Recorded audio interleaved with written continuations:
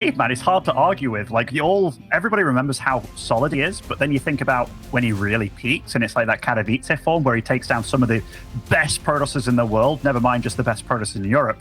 He's difficult to deal with, and we're going to start things off on Data C here, and spawning over in the top right, playing for Team Mousesports, it is HeroMarine. I feel like Wadi has jinxed us. Now we're going to see Data C opening map each and every single time with that little map intro he had. In the bottom left side, we're looking at the main base of the Russian Protoss that's still living in the Netherlands at the Team Liquid headquarters. He could play from his apartment, but he loves going down to that office, sit in that room where he's currently sitting. You guys can see the beautiful jerseys behind him. This is SKillous. Yeah, he's been there for a long time now, like ever since Katowice. Fortunately for him, he reached out to Team Liquid. Team Liquid took him in ever since then. And yeah, he's just been playing from there, having a great time, doing quite well as well, StarCraft 2-wise. And it feels like he's still very motivated, still having a lot of fun with the game. You see it when you talk to him. He's buzzing to do better, to do more. He's hard on himself, but not in a like self-destructive way. And I'm looking forward to see where he actually ends up.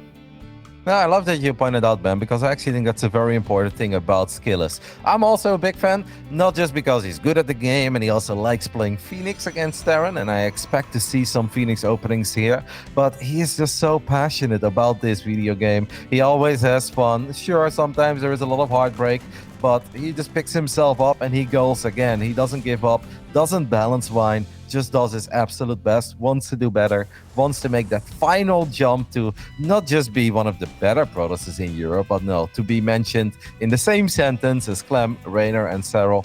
We know he's been putting in the hours. Let's see if this is going to be his season, but I think he's a super sweet kid and he's very easy to cheer for. Oh, yeah, absolutely. And I mean, you know, for Protosses out there right now, I feel this is kind of like, I don't want to say a renaissance era, but having the first GSL win in a long time for Protoss players. I know that's a lot of the talk on the forums from a while ago. It's like, oh, Protoss haven't won anything in many years, or at least the big things. But Hero's really kind of revamped a lot of matchups, and he plays this chaotic style like how I imagine SKillous likes to play. And also when you've got the competition of Max Packs pushing the limit for Protoss players in Europe as well, there's a lot of motivation. Oh, the nice attempt. Yeah, he tried.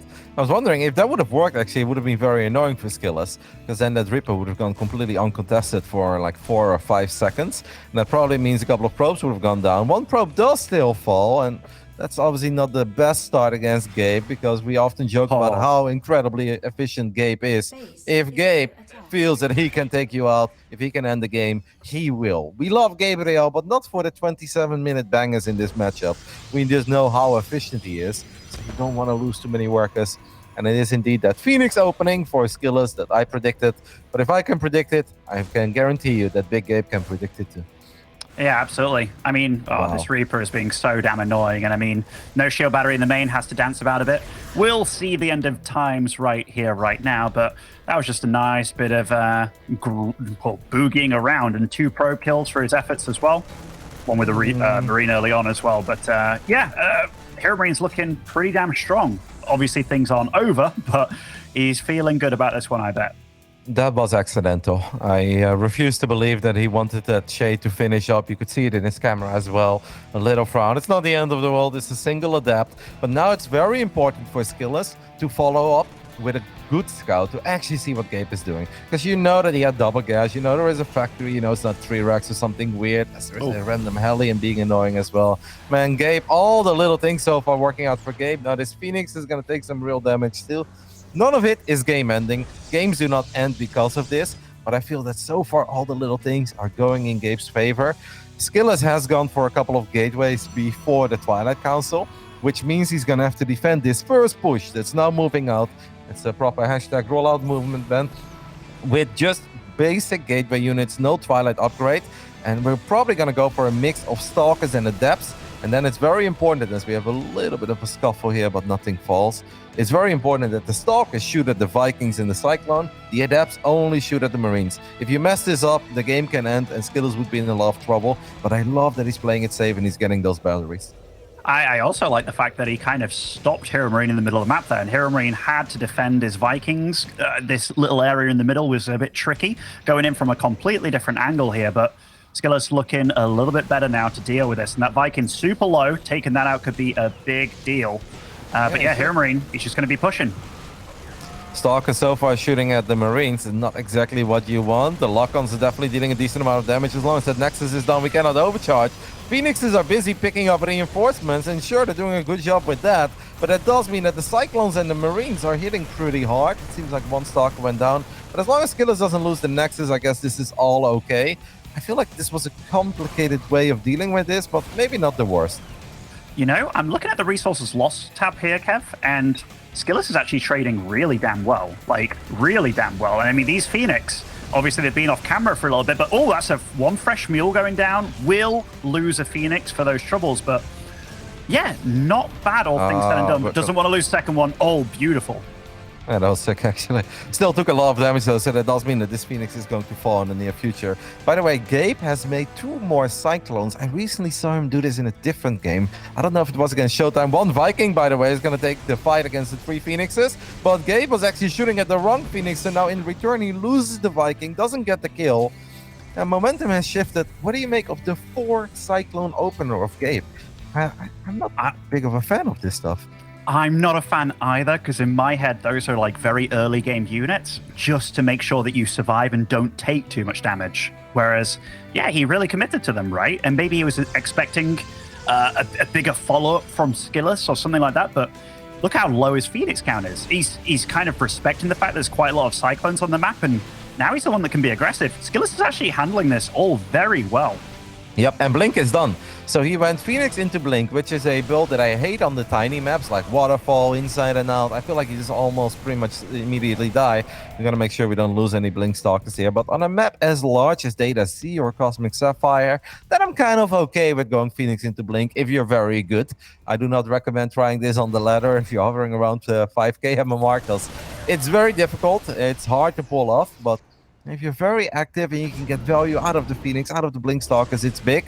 Gabe realizes that this game is not really going his way, so he loads up 2 full medevacs, but SKillous has plenty of vision on the left side, but so far hasn't seen it yet. This can actually be big for Gabe or SKillous, but Gabe seems to be a bit indecisive on what he wants to do. Now he decides to go for it. The Stalkers are still busy on the other side of the map. If I was SKillous, I'd recall. He has a lot of money in the bank. He does recall. Probably need to warp in a couple zealots here too. No, I don't know about this. Oh, that recall. I mean, Blink was off cooldown for all of them, and they just kind of man-fight against upgraded bio, and that is not what you want to be doing. A missile turret, clean up the Phoenix on the F2, most likely. That's so much damage. Yep, and Gabe does what Gabe does best, and that is a single double drop to put him in an absolutely amazing position. This is now dealing way too much damage. It's going on for too long, and this game could very well end. We're going to drag the Widowmine friendly fire above the Terran army. That was cool. Maybe we can use a battery overcharge here. Yes, we do. And that's actually going to allow us to at least keep this base alive. But the army supply looks so depressing for SKillous at this point. Yeah, and look at that probe count as well. I mean, he hasn't lost that many probes to all this, lost a few, but Gabe's actually overtaken him on the SCV number. And like that econ, it just doesn't lie at all. Gabe's playing really well. Yeah, it was all about that double drop. Imagine if the Stalkers would have just one time peeked towards the left. They would have seen those 2 medevacs. We'd be casting a completely different game where maybe SKillous be ending it with his first 2 Colossus. Now instead, it's been a nightmare. A single double drop is all that Big Gabriel needs to put himself in an absolutely phenomenal spot. He's going to stim forward, and now a couple of Stalkers will just stand no match against all these Marauders with stim. SKillous knows it. Gabe knows it as well. I think this is going to be the end of game 1. Yeah, really, really nicely played by both of them, but Big Gabe just looking very strong.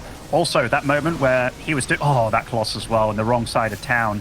That moment with the medevacs, where they kind of shimmied backwards and forwards, and it looked a little indecisive. He was actually just waiting for the cooldown to come off charge there with the boost. So it meant that SKillous had as little time to react as possible, which just these little things make Big Gabe so solid. Yeah, Gabe really has killer instinct, second to none in this matchup. Up to that double drop, I wasn't hating it for SKillous at all. It was an interesting way of playing PvP with the Phoenix into Blink, but on the larger maps it's okay. And there was a good idea behind it. He was like, alright, I'm going to still poke with the Phoenixes. I'm going to be in the front with the Stalkers. Meanwhile, I'm macroing up at home. I'm getting charged, +1, a bunch of gateways, very solid economy, and Colossus. And all he needed at that point is like a minute, right? A minute to not take any catastrophic damage, and he was going to be in a great spot with a lot of map vision, a very mobile army. But gave his double drop. I mean, that's all he needs, man. That really is all he needs. He's the best at it, and like I really mean this. Like, there's been times when there've been other Terrans that are absolutely magnificent, such as your Marus and Clems. But for whatever reason, when players like Trap have done really well against them, when it comes to going up against Big Gabe is just so good at knowing what to do next and what to. Like his tree diagram of like, okay, I've done this. You've talked about it before. If he knows X has happened, he knows to respond with Y, and he makes it look so ridiculously simple. Like he's so damn sharp with it. And yeah, this Cyclone opening, this defensive situation, looked like a lot of stuff wasn't necessarily going the best, but all of a sudden it just turns into a Gabe special where, hey, I push you and I win. That's the beauty of Gabe, right? Like, even if the first few things don't go his way, it's like, all right, if I now just sit back, I'm actually going to be in trouble. He's going to get away with way too much stuff. So let's see if I can get a point on the board with a double drop. And for SKillous, it just could not have gone any worse. He decided to recall, and recall is not bad, but maybe recalling into the natural would have been a lot better, because then your stalkers are in the right spot and they can start microing. But it was always just going to take a long time to clean up, and that's just never a pretty sight if you are transitioning into tech units.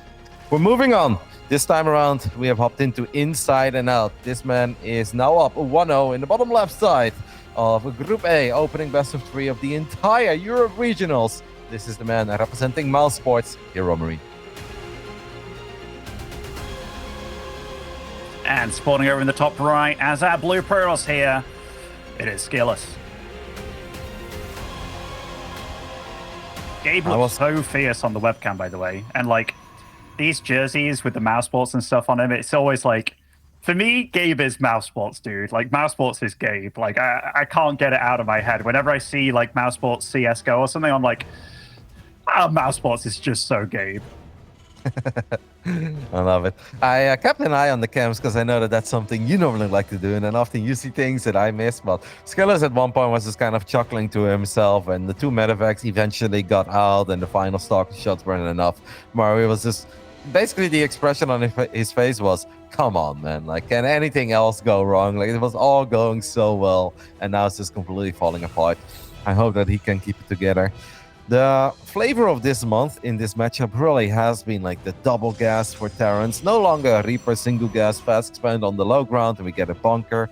Now, Terran players like to get that factory up ASAP and are apparently okay with just delaying their command center for a split second. What do you make of it, Benjamin, as a still Terran player at heart? I think it's a lot of because of how Hero was kind of handling matchups. Like when he was doing the complete normal standard Protoss stuff, and he went up against like the likes of a Maru or what have you, it kind of like, if the game normalized, Maru would get to a point where it's like, oh, how do I hold this push? And it's really difficult. But as soon as you start flipping it around and making the Terran have to think what you're doing, you open up all these weird shenanigans, then it's like, okay, then the Terran's in trouble because you're always second guessing yourself.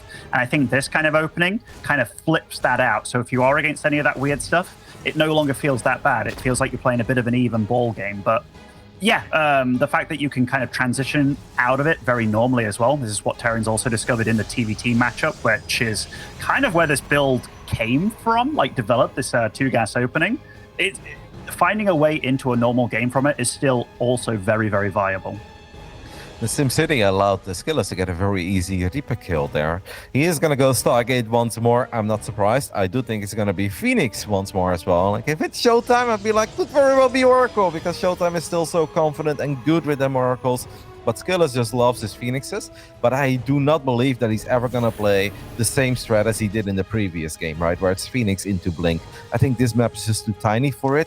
It would make a lot more sense to just try to go Phoenix Zealot and get yourself in a good spot and take the game from there. Yeah, so he is going to go for Phoenix again. I see what you're saying. Also, like the middle of the map, there's this very, very, very... even though there's 2 paths down the middle kind of thing, or even a few paths down the middle, it's very direct where you're going to your opponent's base. Whereas Data C, we saw that you got to buy a little bit of time, but he's going for it again. And Big Gabe, he went for a single Widowmine here just to make sure that nothing crazy happens. If an Oracle flies in, he can potentially get it, but we'll see what he chooses to do, because Gabe is one of these guys that doesn't always go with, even though he is a standard player, doing a 8 like medevac drop, is that what he's going to go for? This could also be kind of crazy. And no, he's just going to stay at his natural here. He knows how to play this matchup, so I absolutely trust him. I'm just looking at this being like, all right, what are you expecting? What is this for? Because this just looks like such a comfortable defensive setup. Yeah, but he's definitely going to do something because he knows otherwise he's going to fall too far behind economically because he went factory before command center. It's so important for SKillous to not fly into this with a mine. Please, please, please. SKillous, pay attention. Oh. Whoa. Got lucky there, dodged the bullet. Now the Phoenix is going to get a couple shots off on the Viking. SKillous is completely switching it up. Oh, nice micro there by Gabe, actually giving SKillous the idea that maybe he could take it down. But SKillous is playing Phoenix Robo with all the gases. So the idea is obviously to get quick Colossus here. I don't hate it, but it's going to be hard to go up to 3 bases when he would like to go up to 3 bases. And sometimes it even feels that your army is just a bit clunky and awkward. As the Phoenix is going to fight these Vikings. Will we lift? Yes, we do. We kill a Viking. And the Phoenix get out of there. Well done by SKillous. But that's not going to stop Big Gabriel from still marching to the other side of the map. It is a fun build against Gabe, though, because, like, can he actually afford a 3rd base right now? Like, no, he can't. So does Gabe just play to kind of delay from here on out? Because soon, once that Immortal joins the mix, it's going to be a ridiculously tough army to take on. But SKillous, okay, I was worried that he was supply block then, but no, he isn't. So Gabe just going to kind of sit out here. He knows what the plan is, and a very similar situation to game 1. Yeah, but I have the feeling that in Gabe's ideal world, though, Gabe would have loved to see SKillous just go up to 3 bases, right? Make life very hard on himself. Meanwhile, SKillous is super comfortable sitting on the high ground, using that ramp, using the battery, and having the Phoenixes on the other side of the map. I don't know if we can get the kill there. It seems like we kind of lack DPS. And now he needs to be careful because Gabriel with his sexy Viking movement. Look at those Vikings on the top side. One Phoenix falls. The other Phoenixes are very low on HP. This Viking could very well be Tom Cruise from Top Gun. Have you seen Maverick yet, Ben? No, I knew you were going to ask because I saw it. I was like, man, there's some Top Gun flying right there. But still haven't seen Maverick, even though I'm such a big fan of the first one. All right. 3rd base is going down for both the players. Big Gabe isn't on location, but that's a much safer opening for him. Upgrade-wise, he doesn't have stim or anything on the way, so he wanted to deal a lot of damage with his push, which it kind of came, but indirectly. Like, that 3rd base is obviously quite a bit later. He did lose quite a lot of Vikings. Like, again, that resources lost tab and the use of the Phoenix, very, very nifty from SKillous. And yeah, I'd say so far, he's feeling pretty okay with how the game's gone. And again, that multiple Cyclone opener. Yeah, it is important for SKillous, though, to step up on the pro production a little bit because you don't want to be down in workers ever against Gabe. Even if you have, well, high-tech Protoss units like the Colossus, the Immortals out there, and still a bunch of very expensive Phoenixes flying around, you don't want to be outmined by Gabe because Gabe is very good in getting certain tank setups as well against this army. And sure, pure Marines are going to struggle, but if the Marines are well protected by tanks and then the Cyclones can be annoying with lock-on after lock-on, this is still going to be a very problematic game for SKillous. He knows that, so he needs to be A, very careful with the expensive units, and B, ideally find some damage somewhere. Yeah, definitely. And for SKillous, like, now he's playing against a very different Gabe, right? Like, Gabe hasn't been super aggressive in his face. There was no push that... Well, there was a push, but it didn't deal the damage. So they're both still on track for wherever they were aiming for initially. We have, what's that? The 3rd Colossus on the way. That's the magic number. Getting into charge, getting into Templar Archives as well. It's a cool game, man. Like, this is a PvT that SKillous... Where does he go from here? What are you expecting to see from him? Like some very hardcore 3-base play or just playing it slow? No, I think he is going to play it kind of slow because I think he's afraid that if he does go too aggressive, that he's going to overstep. Maybe he goes for an Archon attack, right? With Zealots, Archons, Colossus, Phoenixes, and at least kind of try to trade out the armies, maybe force Gabe to pull SCVs. But I think taking it slow makes more sense if we have been taking it this slow all along. Just kind of keep a close eye on what Gabe is doing. Fly in there with the Phoenix when you can. Be annoying. Lift a couple SCVs.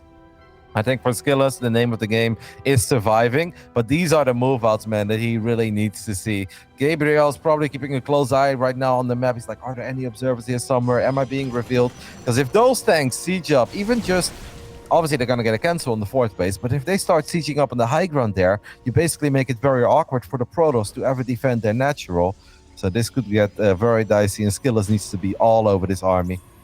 Yeah, and it's the first glimpse that he sees of it as it's at his front door on this fourth base. And SKillous, he looks like he wants to take the fight, but no, does cancel that fourth base. And he doesn't necessarily need to run in here, but no, the Phoenix run on top of the Marines, and they all get slaughtered, but does give the Colossus time to deal a little bit of damage, but not the fight that SKillous was looking for at all. That is such a shame for SKillous, because if he's paying more attention there, if he does warp in a couple of Zealots with charge, he had the Archons in the mix already, he could actually get a fantastic fight there, right? Just run in there, because Archons, they can actually soak up a few of those tank shots. The Marines would get absolutely slaughtered by the Colossus. SKillous is being very sloppy with them Phoenixes at this point, and sure, he's not playing double Stargate, he's not investing in +1 air weapons, but Phoenixes are very, very expensive units. You cannot just lose 4 of them the way he just did for basically nothing. No, I mean, those guys are keeping your Colossus alive in the skies. And here we do see Colossus dealing damage to that bio ball, but look how Gabe is microing. He's making it so difficult for SKillous to do anything. The fourth base is not up yet, so no battery overcharge is available. He's just kiting back to these tanks. The Archons are doing a really damn good job of taking those shots, but in fact, is SKillous going to be able to clean this up? It's going to be a very, very close fight, but losing a lot of valuable units. Yeah, it's a shame for SKillous that the Immortal goes down. At the same time, though, Cheeky wipers him in the main base. Gonna wipe in a couple of Zealots. In the end, all the Vikings do fall. SKillous, with all of his Gators, wipes in another set of Zealots.